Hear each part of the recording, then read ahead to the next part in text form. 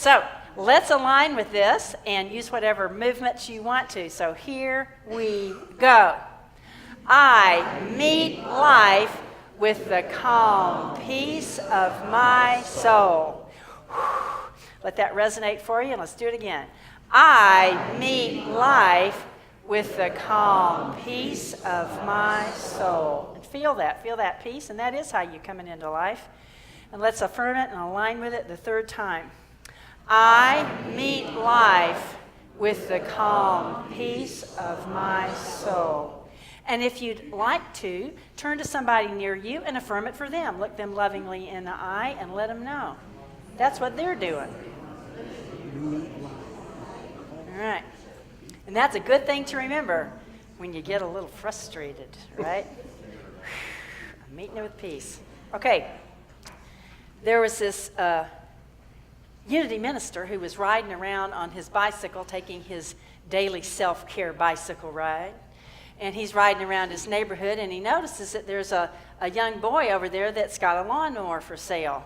So he goes, and the preacher needs a lawnmower, so he goes over to the young boy and says, how much do you want for that lawnmower? And the little boy says, I just want enough so that I can buy myself a bicycle. So the minister says, he says, would you be willing to take my bicycle and trade for your lawnmower? And the little boy says, well, I don't know, let me check it out. Let me ride your bicycle and see if I like it and if it works, whatever. So the minister says, fine. So the little boy gets on the bicycle and he rides around and he comes back and he says, yeah, this is great. I really like this bike. Yeah, I'll give you the lawnmower in trade for the bicycle. So the little boy gets on the bicycle and he's starting to ride off. And meanwhile, there's the minister trying to crank the lawnmower. So he pulls and nothing happens. We've all had this experience, right? He pulls and nothing happens. He pulls and nothing happens. And the little boy's just sort of beginning to fade out to the distance. So he hollers at him. He says, hey, little boy. He says, come here. He says, I can't get this lawnmower started. He says, I pull and pull and pull, but it's not starting. Not even coughing or anything, you know. And the little boy comes back and he says, well, he says to the minister, he says, because he said the only way this lawnmower starts, he says, you have to cuss at it. And that'll make it start.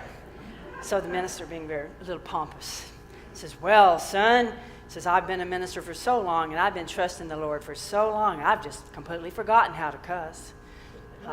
Anyway, so the little boy says, well, he had a big grin on his face. He's very confident. He says, very happily, he says, well, he says, if you pull on that string long enough, it'll come back to you.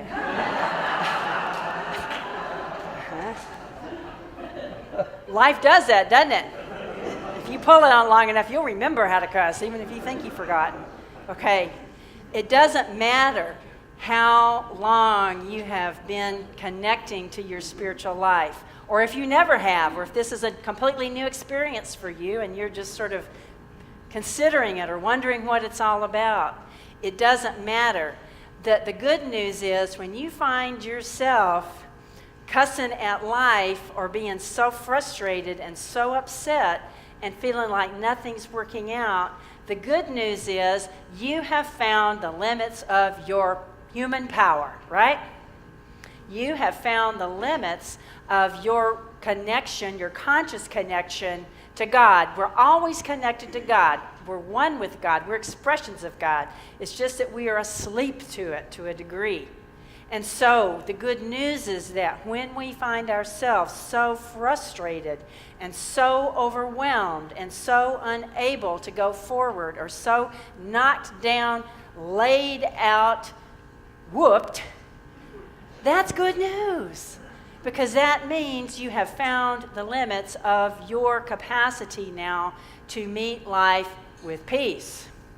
So the opportunity in that, because we never, can pull up the rock and sit on it and like that pompous minister say, well, I've forgotten how to cuss. Really? Oh, good. Okay. We'll see if we can help you remember.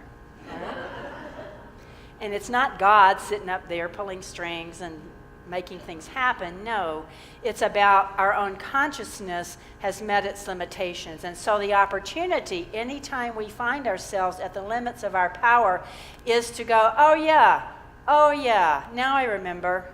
Lack of power, that's my dilemma. So I need to find a bigger, deeper, broader connection with that power of which I am an expression, of which the wholeness of that power is in me, and yet I'm not all of that power.